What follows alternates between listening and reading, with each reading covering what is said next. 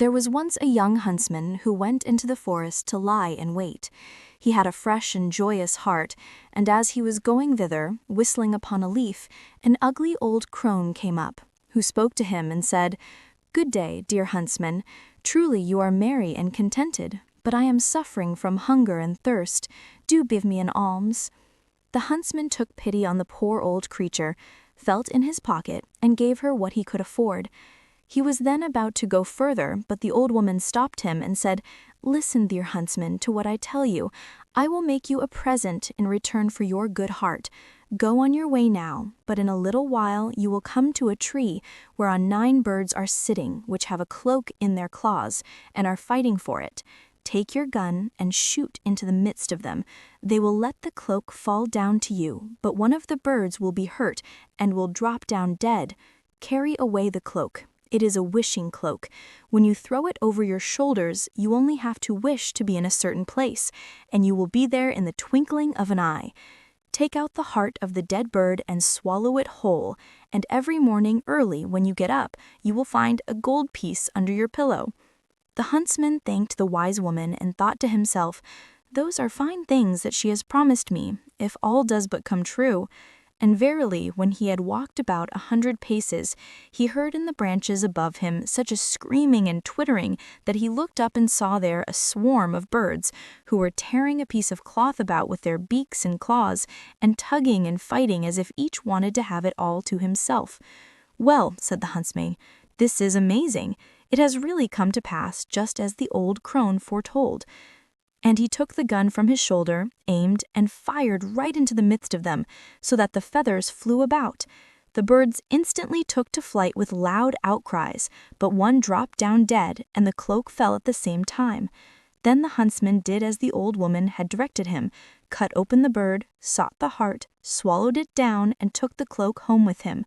Next morning when he awoke, the promise occurred to him, and he wished to see if it also had been fulfilled. When he lifted up the pillow, the gold piece shone in his eyes, and next day he found another, and so it went on, every time he got up. He gathered together a heap of gold, but at last he thought, "Of what use is all my gold to me if I stay at home? I will go forth and see the world." He then took leave of his parents, buckled on his huntsman's pouch and gun, and went out into the world. It came to pass that one day he traveled through a dense forest, and when he came to the end of it, in the plain before him stood a fine castle. An old woman was standing with a wonderfully beautiful maiden, looking out of one of the windows. The old woman, however, was a witch, and said to the maiden, "There comes one out of the forest who has a wonderful treasure in his body. We must filch it from him, daughter of my heart. It is more suitable for us than for him.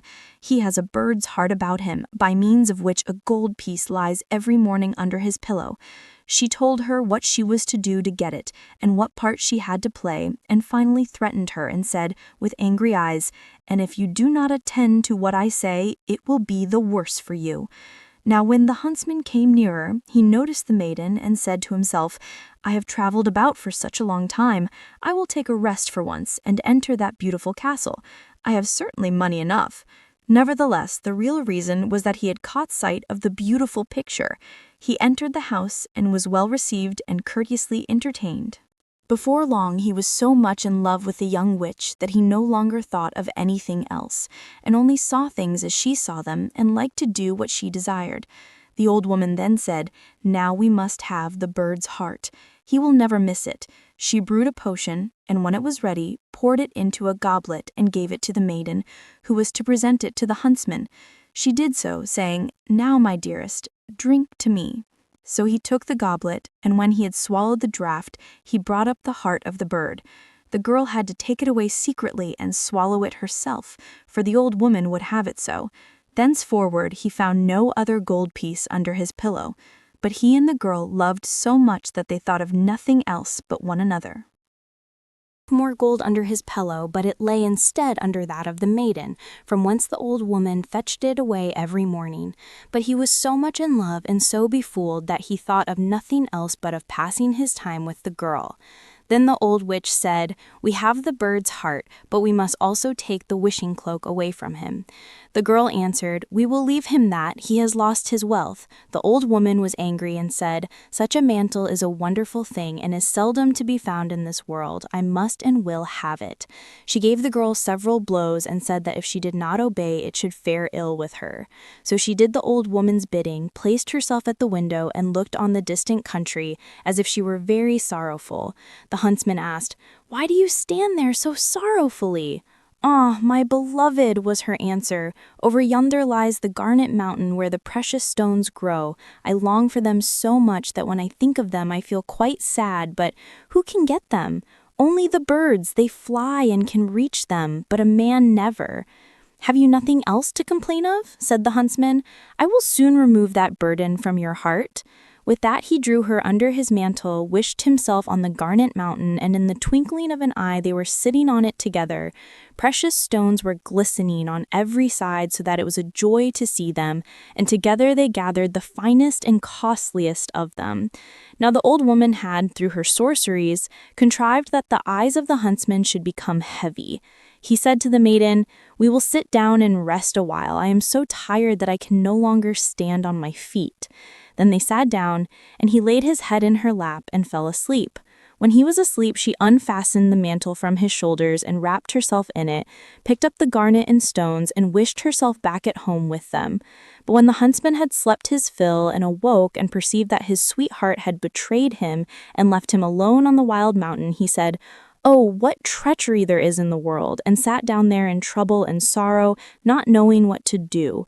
But the mountain belonged to some wild and monstrous giants who dwelt thereon and lived their lives there, and he had not sat long before he saw 3 of them coming towards him, so he lay down as if he were sunk in a deep sleep. Then the giants came up, and the first kicked him with his foot and said, "What sort of an earthworm is this lying here contemplating his inside?" The second said, "Step upon him and kill him." But the third said contemptuously, "That would indeed be worth your while. Just let him live. He cannot remain here. And when he climbs higher toward the summit of the mountain, the clouds will lay hold of him and bear him away." So saying, they passed by, but the huntsman had paid heed to their words, and as soon as they were gone, he rose and climbed up to the summit of the mountain. And when he had sat there a while, a cloud floated towards him, caught him up, carried him away, and traveled about for a long time in the heavens. Then it sank lower and let itself down on a great cabbage garden, girt round by walls, so that he came softly to the ground on cabbages and vegetables.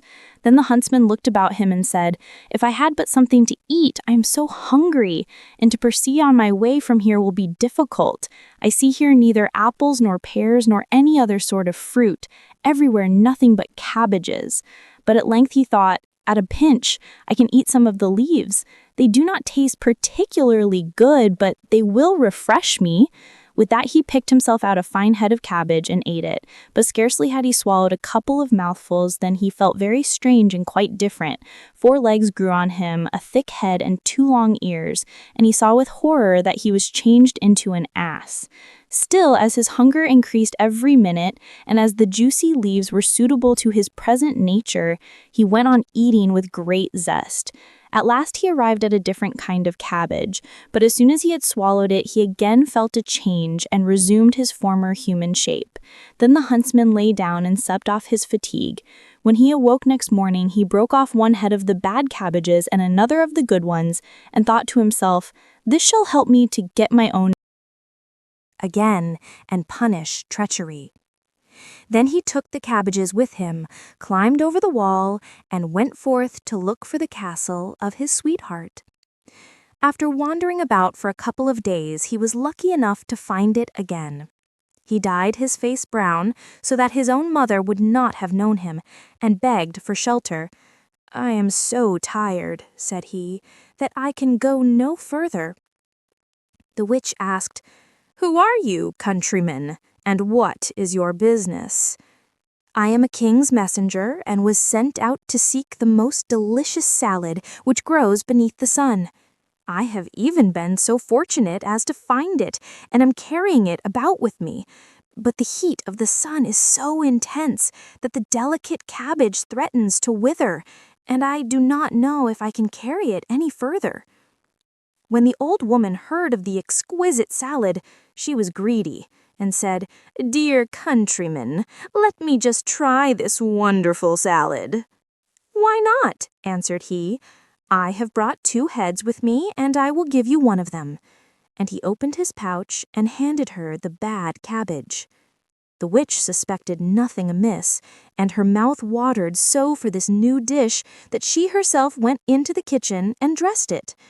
When it was prepared, she could not wait until it was set on the table, but took a couple of leaves at once and put them in her mouth. But hardly had she swallowed them than she was deprived of her human shape, and she ran out into the courtyard in the form of an ass. Presently, the maidservant entered the kitchen, saw the salad standing there ready prepared, and was about to carry it up, but on the way, according to habit, she was seized by the desire to taste, and she ate a couple of leaves. Instantly, the magic power showed itself, and she likewise became an ass, and ran out to the old woman, and the dish of salad fell to the ground. Meantime, the messenger sat beside the beautiful girl, and, as no one came with the salad, and she was also longing for it, she said, "I don't know what has become of the salad." The huntsman thought, "The salad must have already taken effect," and said, "I will go to the kitchen and inquire about it." As he went down, he saw the 2 asses running about in the courtyard. The salad, however, was lying on the ground. "All right," said he, "the 2 have taken their portion." And he picked up the other leaves, laid them on the dish, and carried them to the maiden. "I bring you the delicate food myself," said he, "in order that you may not have to wait longer." Then she ate of it, and was, like the others, immediately deprived of her human form, and ran out into the courtyard in the shape of an ass. After the huntsman had washed his face so that the transformed ones could recognize him, he went down to the courtyard and said, "Now you shall receive the wages of your treachery," and bound them together, all 3 with one rope, and drove them along until he came to a mill. He knocked at the window. The miller put out his head and asked what he wanted. "I have 3 unmanageable beasts," answered he, "which I don't want to keep any longer. Will you take them in and give them food and stable room and manage them as I tell you, and then I will pay you what you ask?" The miller said, "Why not? But how am I to manage them?" The huntsman then said that he was to give 3 beatings and 1 meal daily to the old donkey, that was the witch, 1 beating and 3 meals to the younger one, which was the servant girl, and to the youngest, which was the maiden, no beatings and 3 meals, for he could not bring himself to have the maiden beaten. After that, he went back into the castle and found therein everything he needed. After a couple of days, the miller came and said he must inform him that the old ass, which had received 3 beatings and only 1 meal daily, was dead. "The 2 others," he continued, "are certainly not dead, and are fed 3 times daily, but they are so sad that they cannot last much longer." The huntsman was moved to pity, put away his anger, and told the miller to drive them back again to him.